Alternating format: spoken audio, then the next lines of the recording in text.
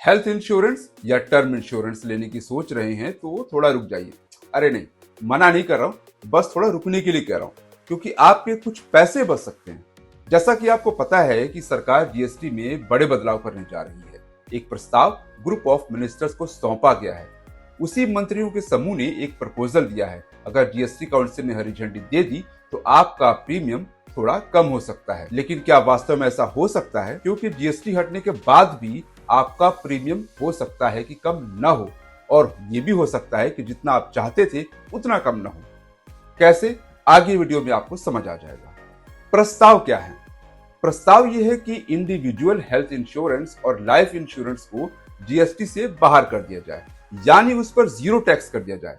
हालांकि इसके पहले जितनी भी जीएसटी काउंसिल्स की बैठकें रही हैं, हमेशा लोग यही उम्मीद लगाकर बैठते थे कि कम से कम हेल्थ इंश्योरेंस को तो जीएसटी से बख्श दो।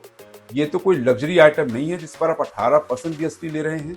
लगता है कि सरकार को जनता की बात समझ आ गई है। लाइफ इंश्योरेंस और हेल्थ इंश्योरेंस पर 18% जीएसटी, यानी मान लीजिए कि आपने कोई हेल्थ इंश्योरेंस लिया जिसका प्रीमियम 20,000 रुपए है, इसमें 18% जीएसटी भी देना है, जो कि 3600 रुपए होगा, तो कुल प्रीमियम हो जाता है 23,600 रुपए। लेकिन जीएसटी जीरो होने पर आपको सिर्फ 20,000 रुपए ही देने होंगे, यानी 36 रुपए की बचत। क्या ये कैलकुलेशन इतनी आसान है? क्या ये ऐसा ही होगा? नहीं, बताता हूं कैसे। देखिए, कहा तो यही जा रहा है कि दिवाली से पहले सरकार खुशियों का पिटारा खोलेगी, तभी इसका ऐलान होगा। यानी अगर आप नई हेल्थ पॉलिसी लेना चाह रहे हैं या रिन्यूअल कराना चाहते हैं तो ये आपके लिए अच्छी खबर हो सकती है। आपका फायदा तो दूसरे का नुकसान। यानी अगर जीएसटी को हेल्थ इंश्योरेंस प्रोडक्ट पर जीरो कर दिया जाता है तो ये बीमा कंपनियों के लिए एक झटका होगा। उनकी सेहत खराब हो सकती है।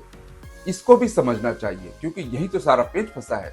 देखिए, 18% जीएसटी इनपुट टैक्स क्रेडिट के फायदों के साथ आता है। जीएसटी के तहत कंपनियां अपनी टैक्सेबल देनदारी को कम कर सकती हैं। बीमा कंपनी के 50 खर्चे होते हैं, जैसे कि ऑफिस को मेंटेन करना, एजेंट्स को कमीशन देना, मार्केटिंग पर खर्च वगैरह। अभी तक वो इन सभी चीजों पर जीएसटी चुकाते आए हैं, इसलिए सरकार उन्हें पॉलिसी धारकों से इकट्ठा किए गए जीएसटी के अगेंस्ट क्रेडिट क्लेम करने की मंजूरी देती है, जिससे उनकी कुल टैक्सेबल इनकम कम हो जाए। जैसा कि अभी मैंने 20,000 रुपए प्रीमियम का उदाहरण दिया। मान लीजिए कि एक बीमा कंपनी जीवन बीमा पॉलिसी खरीदने के लिए 20,000 रुपए का प्रीमियम लेती है, जिस पर 18% का जीएसटी भी देना होता है, यानी 3,600 रुपए। अब मान लें कि बीमा कंपनी ने प्रीमियम के रूप में मिले 20,000 रुपए में से 10,000 रुपए ऑफिस के किराए के लिए, 4,000 रुपए एजेंट्स के कमीशन के लिए अलग रखे, तो कुल खर्च 14,000 रुपए हो जाता है। अब बीमा कंपनी को इन दोनों खर्चों पर भी 18% की दर से जीएसटी देना है। इसलिए बीमा कंपनी की ओर से भुगतान किया गया कुल जीएसटी 18% की दर से 2,520 रुपए हो जाता है। कंपनी इस रकम को इनपुट टैक्स क्रेडिट यानी आईटीसी के रूप में बीमाकर्ता से जुटाई गई जीएसटी के अगेंस्ट इस्तेमाल करती है, जिसे वो बाद में क्लेम करती है। इसलिए कुल टैक्स देनदारी 3,600 माइनस 2,520 रुपए, यानी 1,080 रुपए ही रह जाती है। अब पेच कहां फंस रहा है? एक्सपर्ट्स कहते हैं कि अब जबकि सरकार जीएसटी को हेल्थ बीमा पर जीरो करने जा रही है, तो जाहिर है कि इनपुट टैक्स क्रेडिट खत्म हो जाएगा। इसलिए बीमा कंपनियों पर 20,000 रुपए के प्रीमियम पर 2,520 रुपए खर्च करने होंगे, लेकिन पॉलिसी होल्डर से 18% जीएसटी कलेक्शन नहीं होगा, जिसके अगेंस्ट में इसको सेट ऑफ किया जाए। मतलब ये कि बीमा कंपनियां अपने पॉलिसी प्रोडक्ट्स में बदलाव कर सकती हैं, ताकि पॉलिसी होल्डर्स को दी गई राहत का बोझ उनके सिर पर ना गिरे।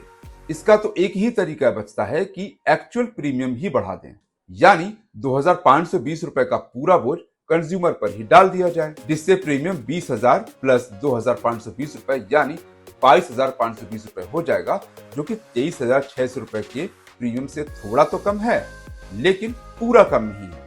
ये भी हो सकता है कि बीमा कंपनियां कुछ फायदा ही दें, यानी जो 2,520 रुपए का खर्च वो उठा रही हैं, उसको 50-50 कर लें, या 70-30 कर लें, या 60-40 कर लें।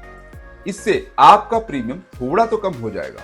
यानी ये मान लेना कि 3,600 रुपए की पूरी छूट मिल जाएगी और 18% जीएसटी माफ हो जाएगा, खत्म हो जाएगा, नहीं देना होगा, थोड़ा जल्दबाजी होगी। एक बात और समझनी होगी कि एक्सपर्ट्स बताते हैं कि हेल्थ और लाइफ इंश्योरेंस के प्रीमियम को एग्जेम्प्ट किया गया है या फिर उसको नील या जीरो कैटेगरी में डाला गया है, यानी वो जीरो रेटेड है क्या। उससे ये तय होगा कि प्रीमियम कम होगा या नहीं।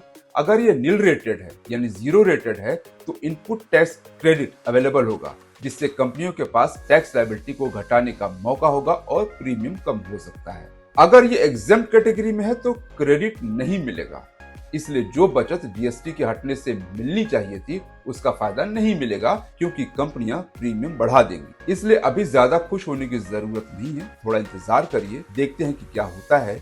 क्या बीमा कंपनियां इसके लिए राजी होती हैं? सरकार क्या बीमा कंपनी को मना पाती है? क्योंकि इस पर फैसला लेना इतना आसान नहीं है। सरकार को कंपनियों के बारे में भी सोचना होगा, अगर वो पॉलिसी होल्डर्स के बारे में सोच रही है तो। इस खबर पर हमारी नजर बनी रहेगी। मिलते हैं अगले वीडियो में।